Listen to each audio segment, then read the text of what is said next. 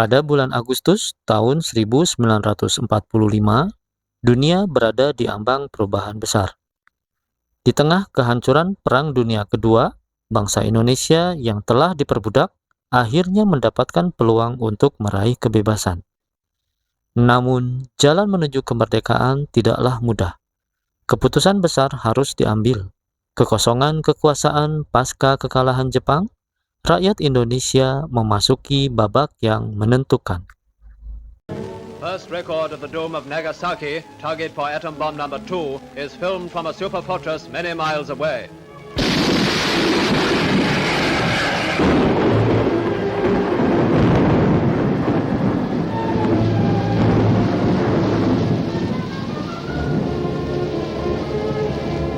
Beneath that sinister pall of smoke, the world's most destructive force has been unleashed, with what results we know only too well. Pada 14 Agustus 1945, Jepang mengumumkan kekalahannya di tangan sekutu. Sebuah kabar yang mengguncang dunia termasuk Indonesia yang saat itu berada di bawah penjajahan Jepang. Kemenangan sekutu membuka peluang besar bagi Indonesia untuk menuntut kemerdekaan. Namun, Jepang masih berada di Indonesia, dan proses transisi ini tidaklah sederhana.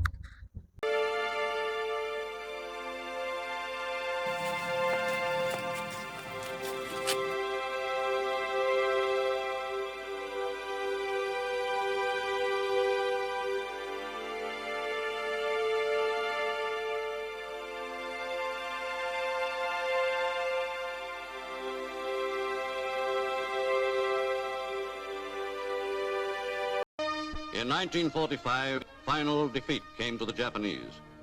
3 days after the war's end, a committee of national leaders proclaimed the independence of the Republic of Indonesia, with Sukarno as president.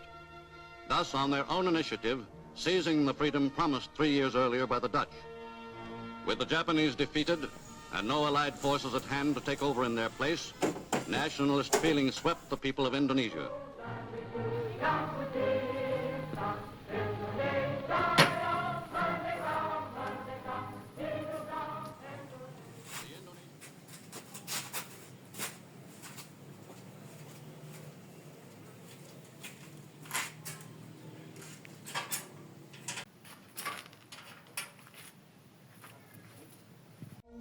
Setelah Sultan Syahrir mendengar berita tentang kekalahan Jepang, di sore harinya, Sultan Syahrir dan para pemuda mengadakan rapat di Jakarta. Keberadaan kita di sini yaitu untuk melancarkan menuju gerbang kemerdekaan Indonesia. Tapi Bung, Jepang masih menguasai wilayah Indonesia. Tanah putra masih dijajah oleh Jepang.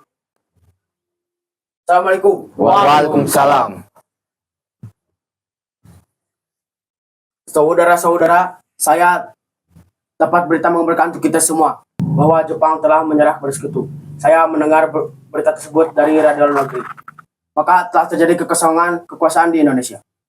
Sungguh kabar gembira yang Anda kabarkan. Tapi, apa itu kekosongan kekuasaan? Biar saya perjelas. Jadi sekarang Jepang sudah tidak berkuasa lagi di Indonesia.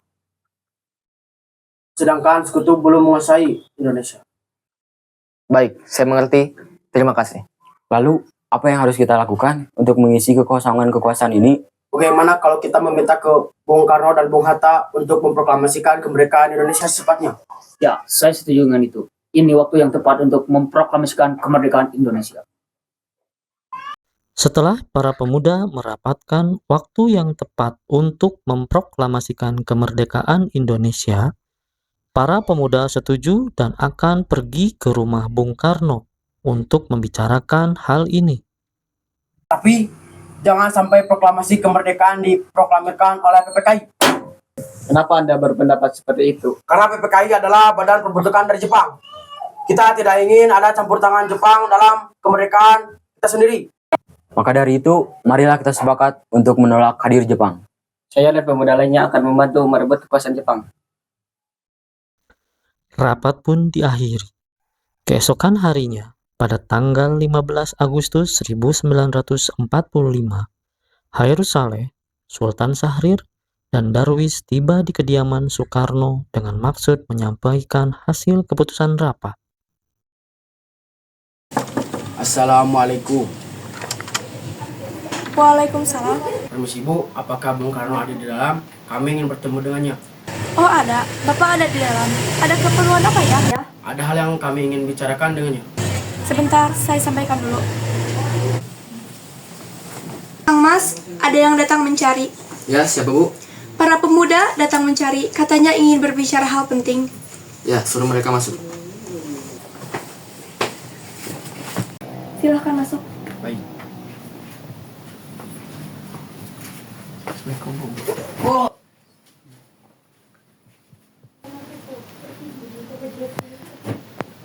Ya, silakan duduk.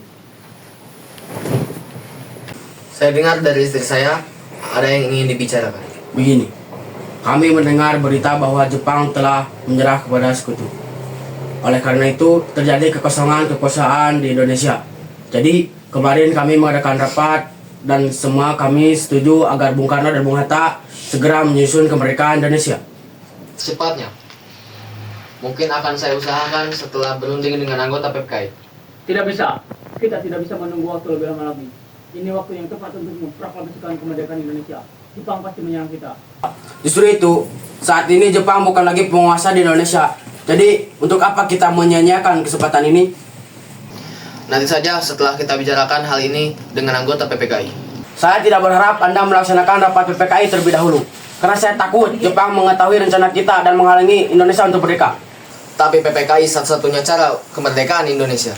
Tapi kami tidak ingin merdeka oleh Jepang. Karena masing-masing mempertahankan pendapatnya, keempat orang golongan muda tersebut berpamitan kepada Bung Karno dengan wajah kesal. Kemudian Soekarno meminta para golongan tua untuk datang ke kediamannya dan membicarakan permasalahan tersebut. Baiklah, tapi beri saya waktu untuk berunding dengan golongan tua. Baiklah, kalau begitu kami pamit undur diri. Meski berat hati dengan keputusan Soekarno, para pemuda yang telah meninggalkan kediaman Soekarno tetap tidak putus asa. Mereka pun menyusun strategi bagaimana membujuk Soekarno dan Muhammad Hatta untuk memproklamasikan kemerdekaan sesegera mungkin. Akhirnya, mereka memutuskan untuk mengasingkan kedua tokoh tersebut ke Rengas Dengklok agar terhindar dari pengaruh Jepang di Jakarta. Bagaimana ini para pemuda menuntut untuk segera memproklamasikan kemerdekaan? Tapi kita tidak boleh gegabah, Bung. Kita harus mempersiapkan kemerdekaan dengan matang agar tidak terjadi sesuatu yang tidak diinginkan. Menurut saya, yang terpenting sekarang adalah melawan sekutu yang hendak merebut kembali kekuasaan di negeri ini. Selain itu, masalah kemerdekaan yang akan dibahas pada sidang PPKI pada tanggal 18 Agustus mendatang. Bagaimana, Bung? Lagi pula, mereka masih muda. Kita harus melihat masa depan dan mempersiapkannya dengan matang. Bagaimana kalau semuanya terjadi dengan berantakan? Baiklah, kalau begitu, Bung. Berarti kita semua telah sepakat. Baiklah, Bung, kita sepakat.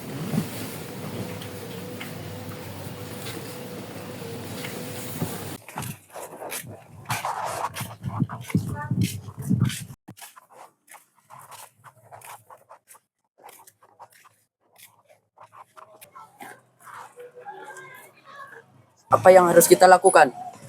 Sementara golongan tua enggan mengikuti keinginan kita. Bagaimana kalau kita asingkan Bung Karno dan Bung Hatta keluar daerah Jakarta agar mereka bebas dari pengaruh Jepang? Tapi kenapa ya? Bagaimana kalau kita pergi ke Rengas Dengklok? Di sana keamanannya terjamin. Ya bagus, saya setuju dengan itu. Apakah kalian semua setuju? Setuju. Pada 16 Agustus 1945, sekelompok pemuda yang dikawal oleh pasukan peta menculik Soekarno dan Muhammad Hatta ke Rengas Dengklok, sebuah kota kecil di Jawa Barat. Pemuda-pemuda ini yang dipimpin oleh tokoh seperti Wikana dan Hairus Saleh menuntut agar kemerdekaan segera diproklamasikan tanpa menunggu lebih lama. Mereka khawatir bahwa Indonesia akan kehilangan kesempatan emas untuk merdeka.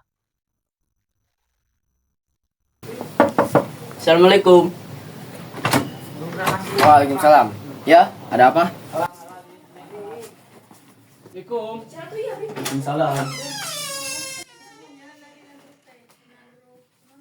Rombongan Insinyur Soekarno dan Muhammad Hatta tiba di Rengas Dengklok dengan selamat pada waktu subuh tanggal 16 Agustus 1945. Soekarno dan Hatta berada seharian penuh di sana.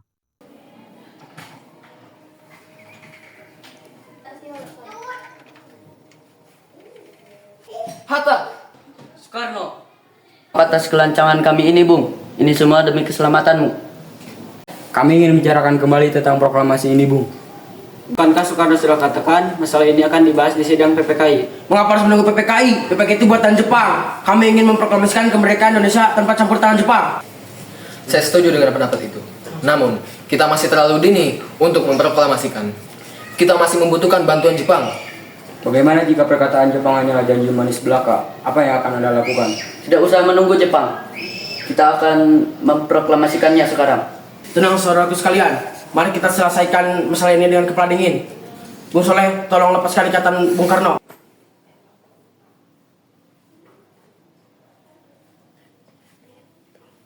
Bung Latif, tolong lepaskan ikatan Bung Hatta. Bung Karno, Bung Hatta, mari ikut saya. Saya mengerti pertimbangan kalian tentang proklamasi ini. Saya memang belum membicarakannya, tapi kesempatan tidak datang dua kali, Bung. Tapi apakah kita mampu? Apakah semua ini akan bisa dilakukan? Tentu saja, selama kita masih berusaha, pasti kita akan bisa. Lagi pula, para pemuda di Jakarta sedang menyusun strategi untuk melawan Jepang yang tidak menerima proklamasi ini. Bagaimana, Bung Karno? Baiklah, saya setuju. Kita akan melaksanakan proklamasi Indonesia tanpa campur tangan Jepang. Tunggu, di mana kacamataku? Iya, ini dia, Bung.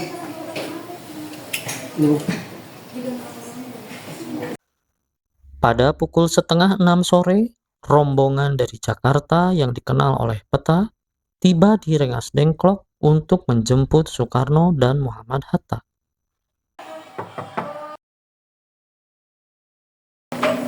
Syukurlah kalian berdua baik-baik saja. Jadi bagaimana keputusannya?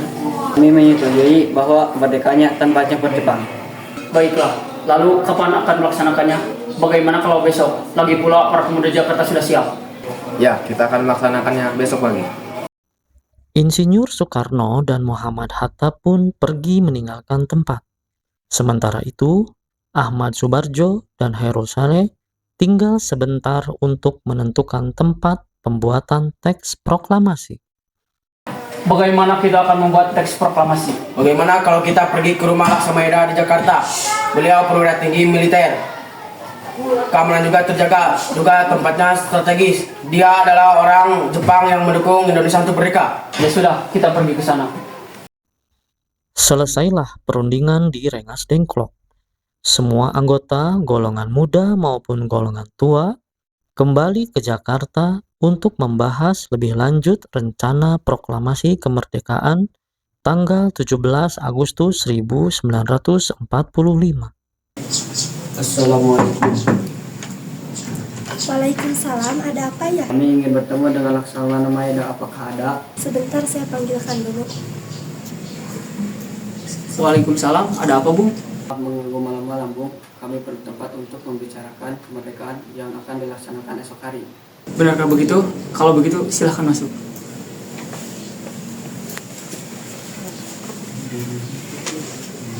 Silahkan duduk. Saya turut bergembira atas berita ini. Silahkan pergunakan apa yang dibutuhkan. Apakah ada pena dan kertas Laksamana? Oh ya, ada. Sebentar, saya ambilkan.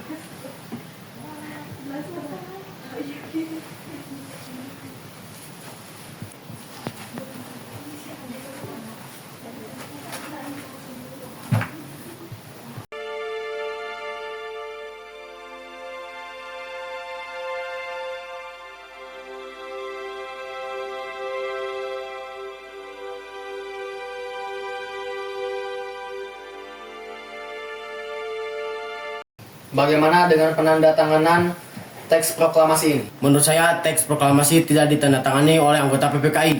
Karena PPKI merupakan buatan Jepang. Kita sudah sepakat bahwa kemerdekaan tidak ada campur tangan Jepang. Tidakkah dari kalian yang berpendapat untuk menyelesaikan masalah ini? Bagaimana jika teks ini ditandatangani oleh hadirin yang hadir saat ini? seperti ketika Amerika mendatangani teks deklarasi mereka. Jangan, kita tidak boleh mengikuti bangsa lain. Kita harus beda dari bangsa lain. Lalu bagaimana Bung Karno? Karena semua ini berkat bangsa Indonesia. Jadi, atas nama bangsa Indonesia. Ya, saya setuju dan saya mengusulkan bagaimana jika yang menandatangani teks proklamasi ini adalah Anda Soekarno dan Bung Hatta sebagai wakil dari bangsa Indonesia. Usulan yang bagus. Bagaimana para hadirin? Ya, setuju. Tolong Anda ketik teks proklamasi ini, Bung. Baik. Laksamana, apakah ada mesin ketik di sini? Oh, ya ada. Mari ikut saya. Mari Bung.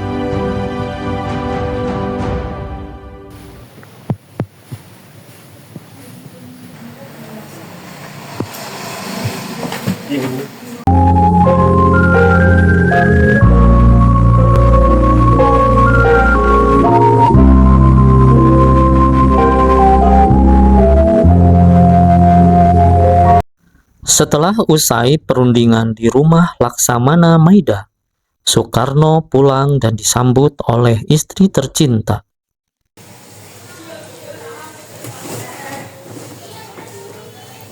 Alhamdulillah, semua berjalan dengan lancar. Terima kasih Ibu telah menemani saya di masa-masa yang sulit ini. Iya, terima kasih kepada Allah yang sudah membantu memproklamasikan bangsa kita. Oh iya, apakah kalian sudah merencanakan bagaimana proklamasi besok akan berlangsung? Sudah, kita akan melaksanakan upacara bendera yang diiringi lagu Indonesia Raya karya Bung Supratman. Oh iya, bukankah kita belum punya bendera? Lantas bagaimana? Oh ya, lupa. Bagaimana kalau Ibu saja yang jahitkan? Tapi ibu hanya punya kain merah dan putih saja, Pak. Apakah tidak apa-apa? Tentu saja, buatlah yang sederhana. Yang penting kita punya niat. Ya sudah, tapi Pak, ibu punya ide. Bagaimana jika nama benderanya kita namakan Sangsaka Merah Putih? Bagaimana? Baiklah, kita akan namakan Sangsaka Merah Putih. Ya sudah, Bapak bersiap sana untuk mempersiapkan acara proklamasi besok. Ya, Bu.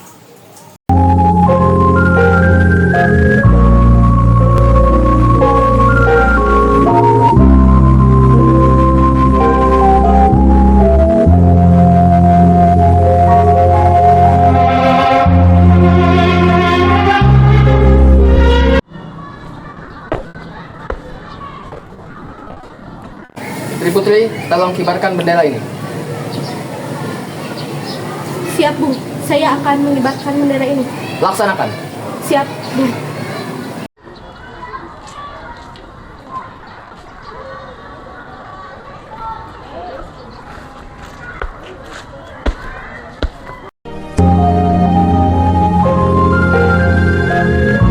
Proklamasi. Kami bangsa Indonesia dengan ini menyatakan kemerdekaan Indonesia. Hal-hal yang mengenai pemindahan kekuasaan dan lain-lain diselenggarakan dengan cara saksama dan dalam tempo yang sesingkat-singkatnya. Jakarta, 17 Agustus 1945, atas nama bangsa Indonesia, Soekarno, Hatta.